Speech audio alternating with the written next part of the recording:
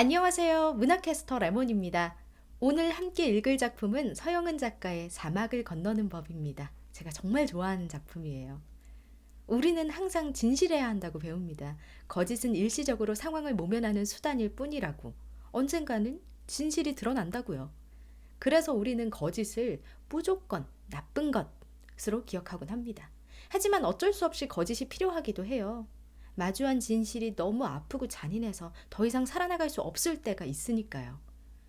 최선을 다해서 공부하고도 불합격한 이에게, 깊이 사랑했던 사람을 잃은 이에게 필요한 건 냉혹한 진실이 아니거든요. 인생의 막다른 골목에서 새로운 길을 만드는 방법, 바로 사막을 건너는 법입니다. 주인공 나는 월남전에 참전했다가 집으로 돌아온 인물이에요. 전쟁 이후 나는 자신과 세상과의 관계를 다시 생각해 보게 됩니다. 평화로운 삶이 주는 지루함과 공허함에 무기력해졌죠. 원래 화가지망생이었지만 그림을 그리는 일도 그만두었습니다. 여자친구인 나미에 대한 생각도 달라졌죠. 나미는 전쟁의 끔찍함과 그때 내가 느낀 감정을 전혀 이해하지 못했거든요. 전쟁은 정말로 끔찍했습니다. 나는 한 병장과 함께 물을 배달하러 다른 연대에 갔다가 그만 포화를 맞았지요. 그 자리에서 한 병장은 목숨을 잃었고요. 주인공은 팔을 다쳤습니다. 나의 방에는 그 시절의 기억을 끊임없이 떠오르게 만드는 을지무공 훈장이 있지요. 난 그걸 어떻게 하지도 못하고 가만히 들여다보기만 합니다. 마침 창밖에 공터가 보이네요. 나의 방은 2층이라서 먼 곳까지 아주 잘 보였죠. 공터는 쓰레기장처럼 아주 지저분한 곳이었는데요. 진흙투성이인 바닥에 연탄재, 병, 깡통, 헝겊 조각이 막 굴러다녀요. 그런데 하필이면 그 더러운 공간에서 뽑기 과자를 만들어 파는 사람이 있습니다. 누런 개까지 데리고 온 노인이었죠. 은빛 머리가 하얗게 새었고요. 국방색 점퍼 차림이었습니다. 그는 손님이 없을 때면 근처 물 웅덩이를 헤치면서 무언가를 열심히 찾고 있었어요. 무기력했던 주인공 나는 노인의 행동이 마음에 들지 않아요. 마치 나의 무기력을 비웃는 것처럼 느껴지죠. 나는 인생의 의미를 잃어버린 채 허무감에 휩싸여 있는데 나이도 많은 노인이 무엇인가 열심히 한다는 사실을 인정하지 못하는 심리랄까요? 주인공은 알 수 없는 분노로 서서히 끓어오릅니다. 나는 아래층 아틀리에로 내려가서 엘 교수를 떠올리며 과거를 회상합니다. 엘 교수는 기독교 철학 교수였어요. 늘 거침없이 진실을 폭로하곤 했기 때문에 학생들에게 인기가 아주 많았죠. 그의 수업은 지금까지도 나의 기억에 또렷하게 남아있습니다. 그는 말했어요. 황소가 끄는 마차에서 가장 중요한 건 개념, 즉 청사진이며 청사진이 만들어진 다음에야 어떤 상황에서도 수레를 끌게 할 수 있다고요. 교수는 이렇게 가르쳤습니다. 여러분은 대개 자기의 마음을 사물을 저장해두는 창고로밖에 사용하지 않는 듯합니다. 그런 건 생각하는 게 아니에요. 철학은 생각하는 겁니다. 그것은 과학과 종교 사이에 놓인 다리예요. 또한 각자가 자기 자신에 대해서 탐구하는 학문이지요. 철학은 아름다움을 사랑하는 감정이요. 올바른 덕을 쌓기 위한 훈련입니다. 그리고 무엇보다 중요한 건 진리를 탐구하는 겁니다. 회상이 끝날 때쯤 나는 쇠의자를 집어들어서 엘 교수의 흉상에 던집니다. 좌절감이랄까요? 지금까지 배운 모든 것들이 마치 과장처럼 느껴져요. 나는 지금 무의미한 삶에 갇혀서 이러지도 저러지도 못하고 있으니까요.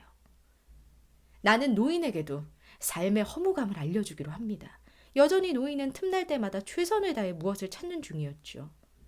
나는 노인에게 뭘 잃어버렸는지 묻습니다. 그는 아들이 월남전에서 받은 을지무공 훈장이라면서 자랑스럽게 이야기를 하지요.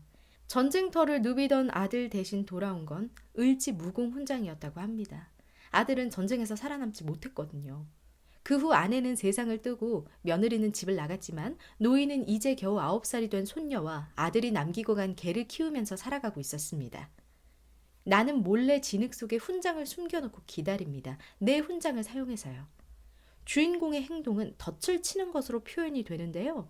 나는 무기력이라고는 모르는 노인의 열정과 의지를 꺾으려 합니다. 노인의 얼굴에서 희망과 의지 그리고 믿음이 사라지기를 바랐지요. 주인공이 못된 사람이라서 그런 게 아니라 주인공은 자신만이 잘못된 게 아니라는 걸, 누구라도 목표를 잃으면 어쩔 수 없이 무기력해진다는 걸 확인하고 싶었을 거예요. 그런데 이상하게도 노인은 계속 훈장을 찾지 못합니다. 분명히 훈장이 숨겨져 있는 곳까지 갔거든요. 보다 못한 나는 직접 나서서 거짓으로 훈장을 찾아주는 척합니다. 그런데 기뻐할 줄 알았던 노인이 머리끝까지 화가 나서 주인공에게 소리칩니다. 바보 같으니라고. 나는 도대체 일이 어떻게 되어가는지 가늠하지 못하고 멍하니 서 있죠. 나에게 노인에 대한 진실을 알려준 사람은 간장 파는 소년이었습니다. 소년은 노인의 옆방에 사는 이웃이었죠. 진실은 놀라웠어요. 9살이라고 이야기했던 손녀는 1년 전 교통사고로 죽었고요. 아들은 개를 키운 적도 없었어요. 지금 노인을 따라다니는 개는 누군가 병들어서 버린 개를 노인이 주워온 거였죠. 훈장, 손녀, 개와 관련된 모든 이야기가 거짓이었습니다. 노인은 이미 그런 것들이 아무 의미가 없다는 것을, 이 세계가 허망함과 무의미함으로 덮여 있다는 사실을 알고 있었던 거예요. 그 허망함을 극복하는 방법으로 노인은 거짓을 택했습니다. 좌절하더라도 다시 시작하려 했던 거죠. 그 시작을 주인공이 망친 셈입니다. 주인공 나는 자신의 존재가 과연 이 세상에서 의미가 있는지, 자신의 인생이 정말 가치가 있는지 확신하지 못하고 있어요. 마치 게임을 모두 끝내고 다시 첫 단계로 돌아온 사람처럼요. 나는 평화로운 일상을 다시 시작하는 것이 무의미하다고 생각하고 삶을 포기하기에 이릅니다. 하지만 노인이 거짓으로라도 자신의 삶을 견디는 모습을 보면서 주인공은 깨닫게 되지요. 허망하고 무의미한 삶에도 건너는 법은 있다는 걸요. 서영은 작가의 사막을 건너는 법, 여기까지였고요. 지금까지 문화캐스터 레몬이었습니다.